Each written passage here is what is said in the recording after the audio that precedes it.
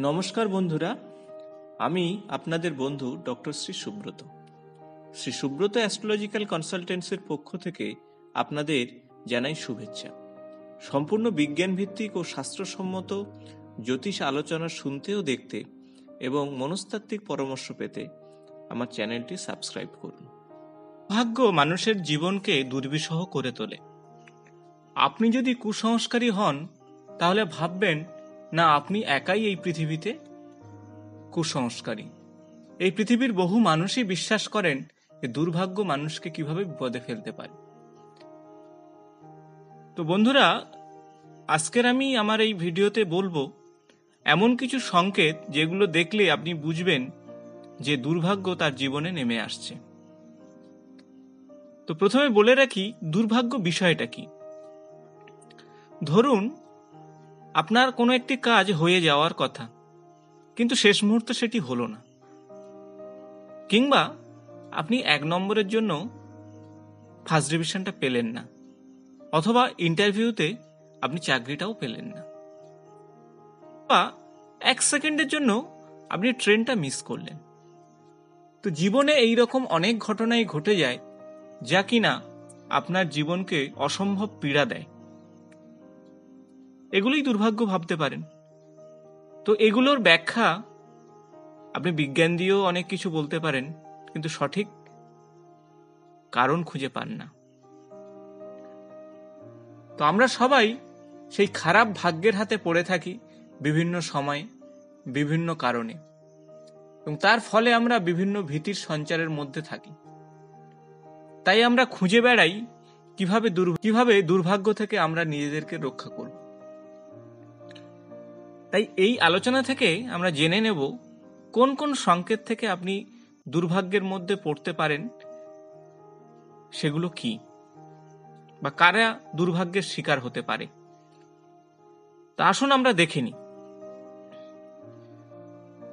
যে সমস্ত মহিলা বা পুরুষের পায়ের আঙুলগুলো ছাড়া ছাড়া, অর্থাৎ হাঁসের পায়ের মতন ছাড়া ছাড়া, তো সেই সমস্ত মহিলারা অর্থনৈতিক এবং সম্মানের দিক থেকে তারা কিন্তু দুর্ভাগ্যবতী বলেন, আর দুর্ভাগ্যবানও বলেন। আপনাদের ধারণা শুধু আছে যে টাকা পয়সা না থাকলে মানুষের জীবনে দুর্ভাগ্য আসে, কিন্তু মানসিক শান্তি, ঘুম, এগুলো ঠিক মতো না এলে। দ্বিতীয় যে বিষয়টার কথা বলবো আপনাদের, সেটি হলো হাতের চেটোর ঠিক উল্টো দিকে, অর্থাৎ আপনার হাতের উপরিভাগের যে শিরাগুলি আছে সেই শিরাগুলি অনেক প্রমিনেন্ট দেখা যাচ্ছে, এবং হাতের আঙুলগুলো অনেক সরু সরু এবং শুকনো। তো এই ধরনের আঙুল কিন্তু দুর্ভাগ্যের চিহ্ন। এই ধরনের আঙুলযুক্ত জাতিকারা সাধারণত মানসিক শান্তির অভাবে ভোগেন। অর্থনৈতিকভাবে, আর্থিকভাবে অনেক সচ্ছল হলেও মানসিক দিক থেকে অনেকটাই পিছিয়ে থাকে এরা। তৃতীয় যে বিষয়টির কথা বলবো তা হলো যে বাড়িতে ঔষধের খরচ অনেক বেশি, তাহলে জানবেন সেই বাড়িতে কিন্তু দুর্ভাগ্যের ছায়া লেগে গেছে। অনেকগুলো কোর্টে কেস চলছে বা দীর্ঘদিন কোর্ট কেস চলছে, কোনোভাবেই সেই কেসের ফয়সালা হচ্ছে না, সেটিও একটি দুর্ভাগ্যের চিহ্ন। কিছু কিছু মানুষের দেখবেন মুখে দুর্গন্ধযুক্ত। এই দুর্গন্ধযুক্ত মানুষের মধ্যেও কিন্তু দুর্ভাগ্যের। একটা পরিবারে অল্প বয়সে অনেকগুলো মানুষ যদি মারা যায়, তাহলে জানবেন সেই বাড়িতে কিন্তু দুর্ভাগ্যের ছায়া লেগেছে। একটি ঘরের অনেকগুলো সদস্যদের মধ্যে দেখবেন তাদের মদ খাওয়ার প্রবণতা এবং জুয়া খেলার প্রবণতা। মদ খাওয়ার ব্যাপারে আরেকটা বিশেষ কথা বলবো। মদ অনেকে হয়তো বিভিন্ন অকেশনে খায়, একটু আধটু খায়, কিন্তু নিয়মিত মদ খেয়ে তার শারীরিকভাবে সে ক্ষতিগ্রস্ত হচ্ছে, তার কিডনি থেকে শুরু করে লিভার ড্যামেজ হয়ে যাচ্ছে, তবুও সে মদ ছাড়তে পারছে না। তো সেক্ষেত্রে বলবো, এই ধরনের মদের নেশায় আসক্ত হওয়া একটি দুর্ভাগ্যের। সেক্ষেত্রে জানবেন ওই বাড়িতেই কিন্তু দুর্ভাগ্যের ছায়া লেগেছে।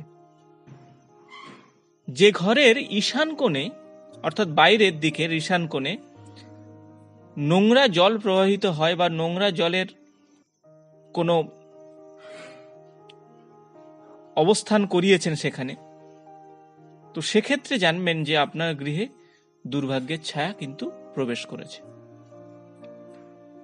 তো বন্ধুরা, এই লক্ষণগুলো যদি দেখেন তাহলে জানবেন যে দুর্ভাগ্য কিন্তু আপনার পিছু নিয়েছে।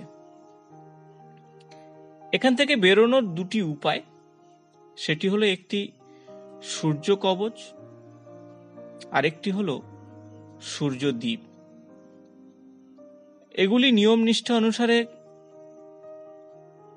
যদি ধারণ করা যায় এবং নিয়ম নিষ্ঠা অনুসারে সূর্যদ্বীপ জ্বালানো যায়, তাহলে এই দুর্ভাগ্যের ছায়া থেকে অনেকাংশেই নিজেকে রক্ষা করা যেতে পারে।